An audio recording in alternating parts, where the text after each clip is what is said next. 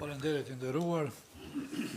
Përshëndetje për organizatorin, Këshillin e Bashkisë Islame, autoritetet fetare, posaçërisht përshëndes profesorët e mi, profesor Shemsiun, Haxhi Resulin, profesor Ejupin, dy profesorë universitarë që kam pranë. Përgëzoj Këshillin për këtë nismë, për këtë rrezë, ndoshta jem pak vonuar trajtimin e këtyre temave, por më mirë vonë dhe se sa heq. Kom bashkëpunu pak me kryemomin e nderuar, Burhan Efendi Hashanin, për organizimin e kësaj rrezë. Dhe para vetes kemi për trajtimi, kemi dy vlera. Një vlerë dhe një antivlerë. Vlerë është bashkëtesa dhe harmonia e shqiptarëve, e kultivuar me shekuj, edhe e krijuar në kushte dhe në rrethana të veçanta. Ndërsa antivlerë janë nismat me cilat po përballim tani. Nismat për rikonfigurim, se e tha profesori. Unë do të mundohem, fjalën time të paraqes disa përvijime për harmonin fetare përballë lëvizjeve përçarëse.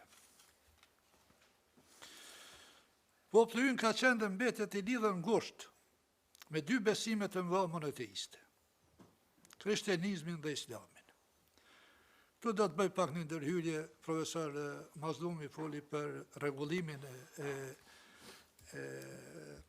statusit juridik bashkive fetare.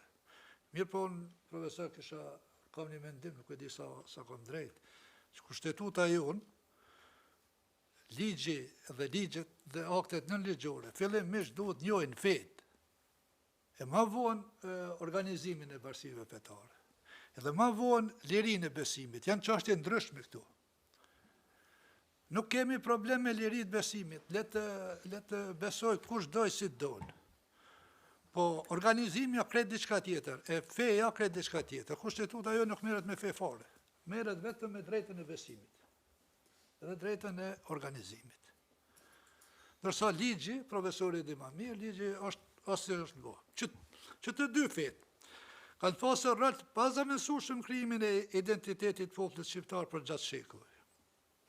Roli dhe misioni i fesë, ashtu si në çdo shoqëri, është i shumëanshëm, i thellë, si nga aspekti shpirtëror, moral e social, e deri taj kulturor, arsimor, ekonomik e historik.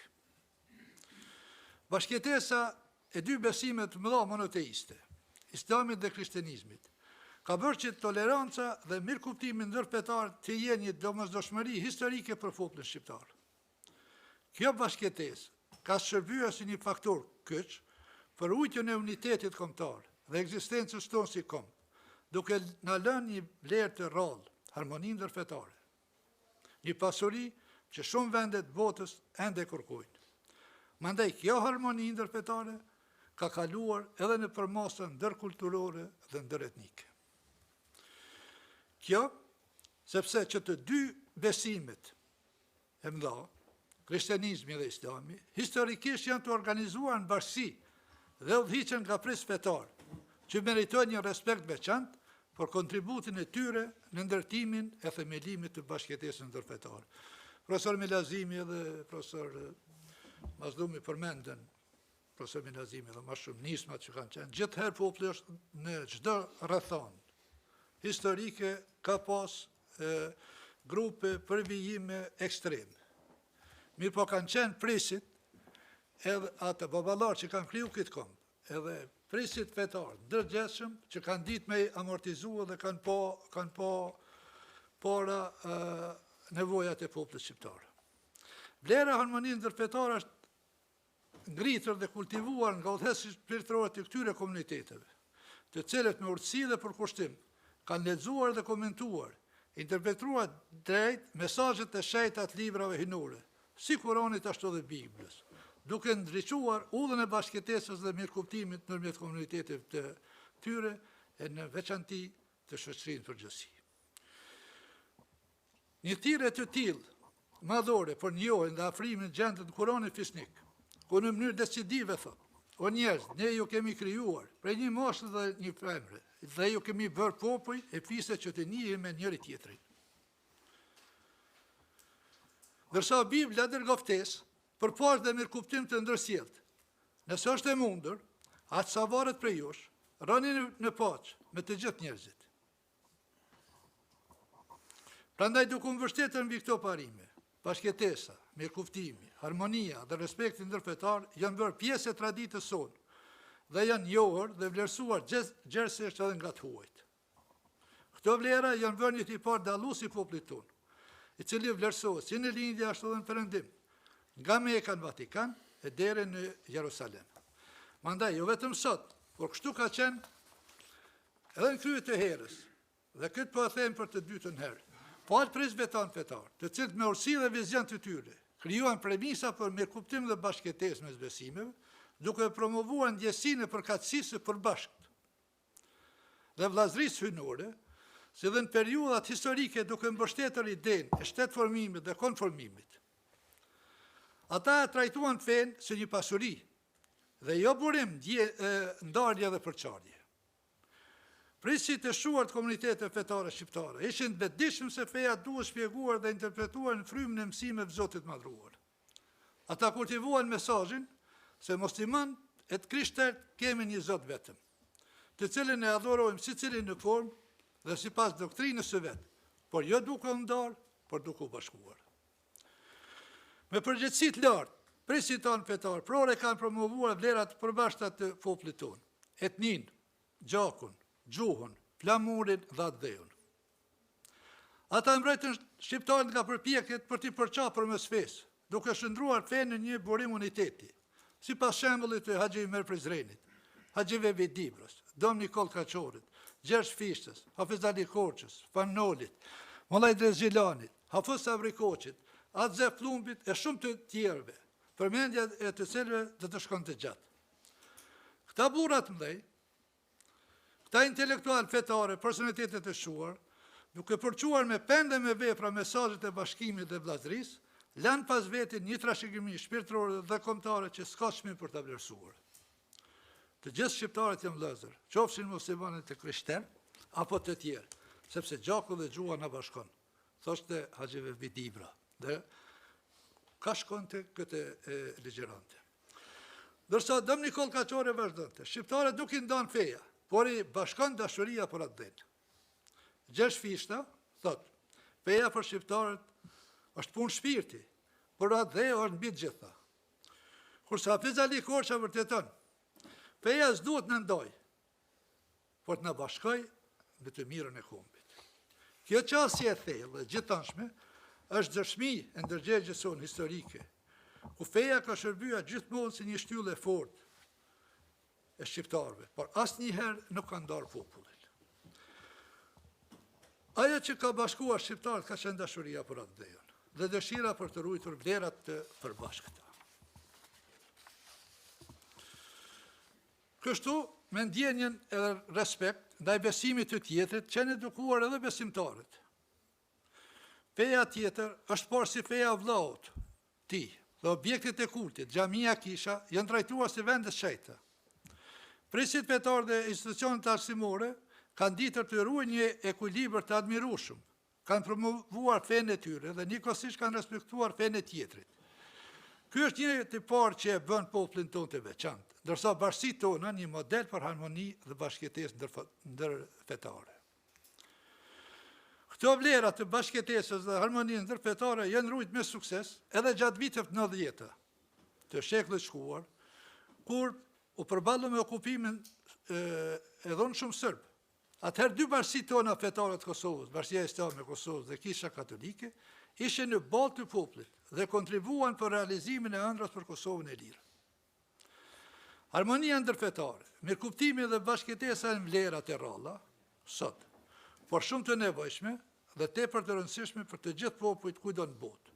Kurse për ne shqiptarët, me që kemi këtu, është e rëndësishme sikur për gjatë historisë edhe sot t'i ruajmë dhe t'i kultivojmë. Kjo trashëgimi e jonë është detyre jonë, njëkohësisht. Hafez Ali Korça thot: feja nuk është për të ndarë njerëz në fise, po për të bashkuar në dashuri ndaj Zotit dhe Adhejot. Dhe sepse një kom i bashkuar, është edhe një kom që ka rrit unitet, jo vetëm në aspektin politik, por mbi të gjitha në nivelin shpirtëror. Prandaj, çdo nim që synon të krijojë çfarë do ndarje, fetare apo sektare, nga kush do të qoftë, do të ishte një ham mbrapa për popullin tonë dhe do të dëmtonte vlerat që kemi ndërtuar e kultivuar për shekuj. Mirë po fatkeqësisht, opinioni publik në Kosovë, tash një kohë të gjatë, përballet me një fushat të paarsyeshme dhe refuzueshme kundër pesë sisteme, kulturës, traditës dhe trashëgimisë islame në vendin tonë. Këtë fushat, varësisht e saj ka një zhroja në emër të ruajtjes së vlerave kombëtare, të kthimit në fenë të parëve dhe në ruajtjen dhe identifikimin me vlerat qytetëruese gjoja neo-oksidentale. Ky projekt para shqiptarëve, i cili tash për 6 dekada ka bashkëjetuar dhe bashkëvepruar me besimin, kulturën dhe qytetrimin islam, po mundohet të përvijohet nga një grup qytetarës, që vetën e quajnë lëvizjet e qanit, po dhe lëvizjet e tjera. Që një grup individesh të marrë përsipër që haptazi të sfidoj shumicën e popullatës së Kosovës, pra të sfidoj dhe të amohoj besimin e tyre islam shqiptarëve, të cilët përbëjnë hiç më pak se mbi 90% të popullatës së përgjithshme të Kosovës, kjo përveç se nuk është dëgjuar dhe nuk është parë gjithkund, tingëllon shumë absurde e paralizueshme, mandaj edhe me pasoja të dëmshme afatgjate për vendin dhe popullin tonë. Këto lëvizje, duke një nga lëvizjet e qanit, duan desamizimin e popullatës së Kosovës, për gjoja gjithë një sipas tyre për 3 arsye themelore më dhej. Sipas tyre, ruajtjen e kombit shqiptar nga feja islame, kthimin e shqiptarëve kolektivisht në fenë të parëve, ruajtjen e vlerave oksidentale përballë atyre orientale. Këto pretendime, mbi të cilat edhe përpiqet të veprojë këto lëvizje përqarse, janë të paqëndrueshme, antihistorike, antishkencore, gjithsesi edhe antishqiptare. Mbi të gjitha janë edhe antinjerëzore, të tejkaluara, dhe të cilat nuk kanë asgjë të përbashkët, as me të kaluarën, as me të tashmen, dhe as me përcaktimet e popullit tonë për të ardhmen. Pretendimi tyre për braktisjen e fesë islame, më shumë se antikombëtar, antihuman, antiqytetërues, është edhe antihistorik. Sepse siç na mëson historia, barqit e rendeve shoqërore të feve, qytetrimeve dhe të kultura që kanë lënë gjurmë, është vull e tyre për gjatë historisë. Kur kësaj të shtojmë, më edhe faktin se iniciatorët e këtyre lëvizje, edhe pse vetë nuk kanë bindje as kulturë të as një feje, pra nuk janë praktikues, as nuk e njohin as një fe. E përmeni profesori këta që i kemë studia televiziv, kur farfeje s'kan? Jam i bindë që nuk i din as parimet themelore bazike të cilës do fe. Nuk kemë shka ngushtohemi shumë për ta se musliman si në konkur. Po edhe atje ku ja kanë mësy, edhe ata nuk e njohin fara, se kanë veç që kanë punë fushate. Nuk janë presfetar, por që ftojnë çuditërisht braktisët një fe, e të pranohet një fe tjetër. Atëherë s'kemi se si të mos vim në përfundim, se këta paraqesin një lëvizje me qëllime djallëzore, të atill që synojnë të dëmtojnë thellë në post kombit shqiptar. Kombit shqiptar sot ka institucionet e tyre kompetente, bashkitë fetare kanë institucione, kanë kuadër, kanë objektit e kultit për secilin besim. Nëse duhet me thirr, asgjë s'kemi kundër, cila do bashkësi fetare i ka njerëz të vet, i ka strukturën e vet, i ka le ta bëjnë punën e vet fetare, në për studio televizive, në për fushata antikombëtare, në për to është e papranueshme. Të ne bashkësitë fetare janë të konsoliduar dhe kanë krijuar një traditë të shkëlqyeshme të bashkëtesës dhe harmoninë ndërfetare së një vlerë e kahershme popullit shqiptar. Është koha për qëndruar si popull të bashkuar, edhe institucionet të përgjithshme, edhe bashkësitë fetare të jenë në nivel detyrës përballë popullit, përballë rinisë dhe përballë të armës. Duke mbajtur besimin dhe kombin si dy shtylla që na mbajnë të fortë dhe qëndrueshëm. Ti mbrojmë dhe ti kultivojmë këto dy vlera me përgjegjësi, me vetdije dhe me dashuri. Jo për ta ndërtuar të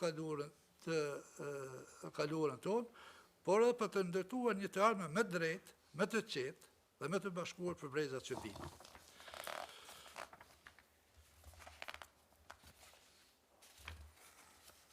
Më ngatërun pak. E tashmja dhe ardhmja jonë janë të sigurta kur ne jemi të bashkuar dhe kur ne jetojmë në paqë, në harmoni, në të kundërt të gjithë ne do të jemi të humbur. Krejt në fund është e rendit që secili të kryej punën e vet, bashkësitë fetare punët e veta, shoqëritë civile punët e veta, është profesor Milazimi ose profesor Mazdumi e tha, mos gatruta në cili e tha le të më falin, shoqëria jonë, për shkak të kaluarës, fatkeqësisht bashkësitë fetare i trajton në premisa të fondacioneve dhe OJQ-ve. Gjatë që është krejt e papranueshme. Profesorun edhe kam veç edhe një të mediat, ato bëjnë punën e vetë, kanë misionin e vetë. Po edhe disa kolegë tonë, teologë tonë, të cilët pranojnë tullën me, si i quajti profa, bagaband, në studia televizive është e papranueshme dhe me ose pa vetdijesh bëhen argatyre. Se kuptoj këtë. Ka që kështonë, falenderit për durim, nëse se kuptoj.